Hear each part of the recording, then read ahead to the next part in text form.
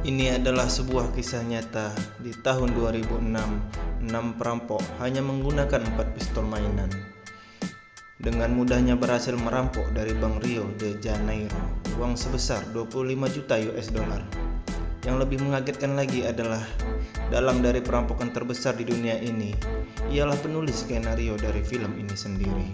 Cara yang mereka gunakan untuk merampok bank serta trik mereka untuk melarikan diri membuat orang terkagum-kagum, karena perampok-perampok lain pasti memikirkan cara untuk melarikan diri, sedangkan mereka malah memikirkan bagaimana caranya untuk tertangkap. Cerita dimulai di malam berhujan. Mobil yang melaju kencang mencipratkan air ke tubuh Cayo. Dia membuang rokoknya dengan kesal. Tanpa diduga, puntung rokoknya terbawa oleh air hujan. Maju terus ke depan, masuk ke dalam penutup lubang got.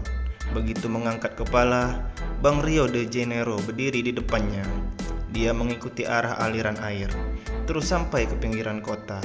Dan benar saja bahwa sebuah jembatan. Dia menemukan pintu keluar yang menghubungkan semua got di kota. Tiba-tiba sebuah ide gila muncul di benak Cayo. Dia ingin merampok bank tersebut. Jadi dia pergi mencari teman baiknya yang seorang insinyur, Tuan Jenggot, dan Malino, pencuri profesional. Mereka bertiga datang ke penutup lubang got yang berada di depan bank, memasukkan pita pengukur ke dalam penutup lubang got, kemudian masuk ke dalam pintu keluar got. Di pinggiran kota yang ditemukan oleh Cayo menemukan pita pengukurnya. Jaraknya hanya 18 meter dari permukaan tanah bank.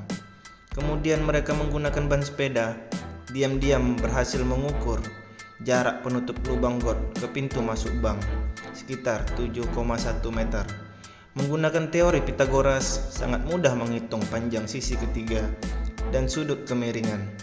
Mereka langsung menemukan lokasinya dan berencana menggali sebuah terowongan di sini yang langsung menyambung ke lemari besi bank.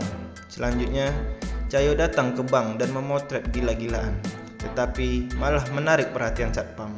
Dia dibawa ke ruang satpam di lantai bawah, dan lemari besi bank juga berada di bawah. Satpam mengecek kamera, tetapi tidak menemukan foto apapun.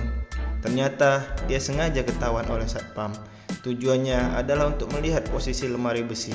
Setelah mempunyai gambar denah bank, bagaimana cara membuka brankas menjadi kunci dari rencana mereka. Setidaknya diperlukan 1 menit dengan pistol las untuk membuka satu brankas. Jika mau membuka semua 400 brankas, butuh 7 jam. Sangat tidak mungkin. Malino langsung pergi ke cabang lain, menyewa sebuah brankas, kemudian mencatat model gemboknya untuk diteliti. Terowongan sudah hampir selesai digali, tetapi mereka masih belum menemukan cara menghindari alarm keamanan. Aksi mereka menemui jalan buntu untuk sementara.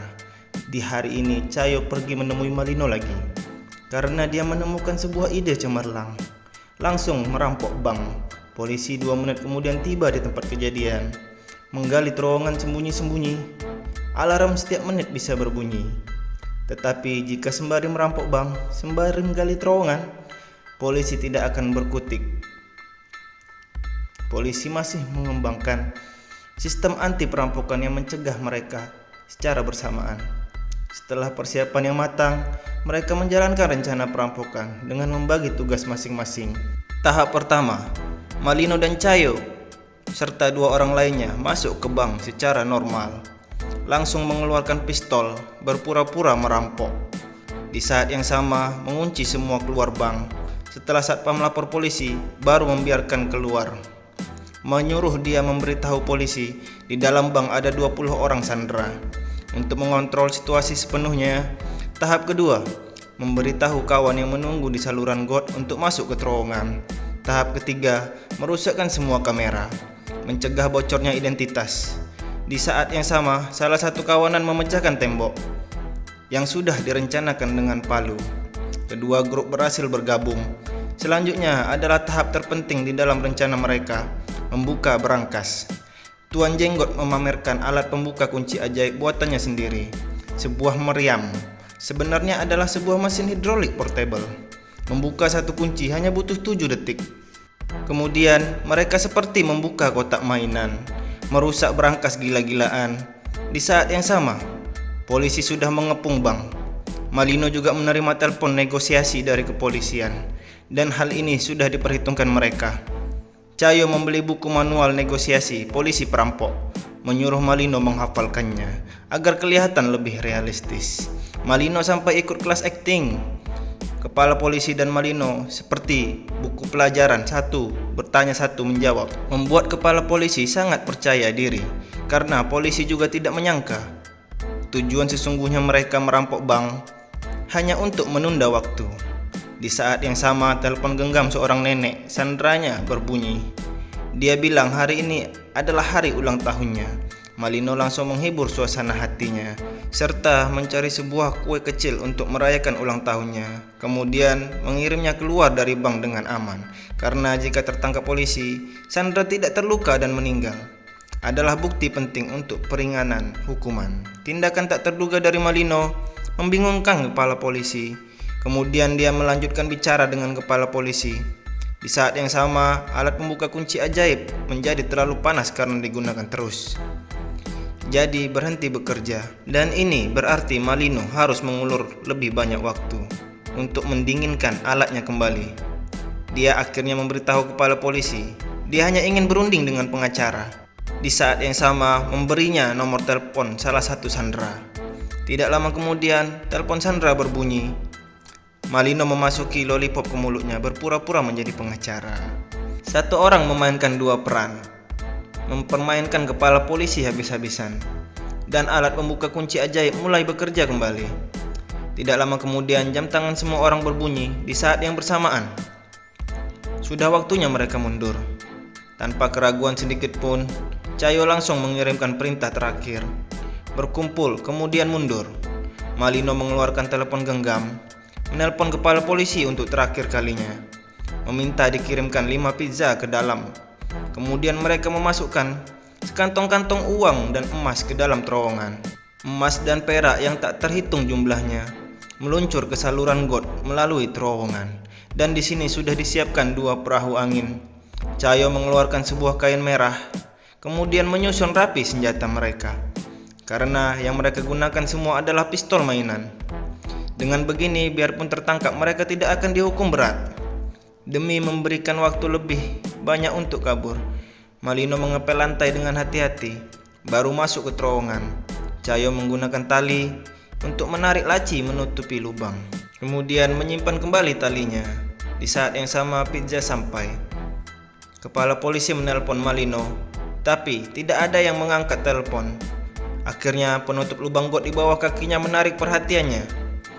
Kepala polisi yang telah mengerti semuanya membawa masuk pasukan ke dalam. Saat ini Cayo dan kawanannya sudah naik perahu angin. Kepala polisi menggeser laci, tetapi ada granat yang diikat di dalam lubang. Kemudian rekan kerjanya melaporkan, semua senjata yang digunakan oleh perampoknya adalah mainan. Berarti granatnya juga bohongan. Kepala polisi langsung masuk ke terowongan dan menyuruh orang menjaga pintu keluar saluran got yang ditemukan oleh Cayo sebelumnya. Tetapi Cayo dan kawanannya mengambil jalan yang berlawanan. Mereka memilih dengan asal salah satu got di kota yang bertanggung jawab menjemput mereka, memarkirkan mobil di atas penutup lubang got, kemudian membuka lantai mobil. Mereka keluar satu persatu. Di saat yang sama, sirene polisi berbunyi. Hati ke-6 orang itu sangat ketakutan. Dengan makin mendekatnya suara sirine, sebuah mobil polisi lewat. Di sisi lain, kepala polisi akhirnya tiba ke pintu keluar melalui terowongan, tetapi tidak menemukan apa-apa. Kemudian 6 orang perampok melihat uang yang tidak akan habis sampai beberapa keturunan, tidak bisa menahan diri bertepuk tangan. Setelah membagi hasil rampokan, mereka berpisah. Jika ceritanya berakhir sampai di sini saja, maka ini tidak bisa dihitung sebagai kasus perampokan besar di dunia. Tidak lama kemudian, setelah menjadi kaya mendadak, salah seorang perampok membuang istrinya. Dalam kemarahan, istrinya melaporkan suaminya ke polisi. Tidak lama kemudian, ke-6 perampok tertangkap. Tapi karena senjata yang mereka gunakan adalah senjata mainan dan juga tidak menyakiti Sandra, polisi hanya bisa memberikan hukuman ringan. Sedangkan Cayo, dalang dari perampokan, hanya dihukum selama 1 tahun 7 bulan. Setelah keluar dari penjara, mereka kembali melewati hari sebagai orang kaya. Sedangkan jumlah spesifik yang dicuri dari Bank Rio de Janeiro sampai sekarang masih menjadi misteri. Ternyata dari awal, tertangkap dan dipenjara adalah salah satu rencana mereka. Karena hanya dengan cara ini mereka baru bisa menjadi orang benar. Biarpun film ini memberikan pendramaan tentang kasus perampokan ini, tetapi detail dari kejadiannya sangat menyerupai aslinya. Karena dalang dari kasus perampokan ini ialah penulis skenario dari film ini sendiri.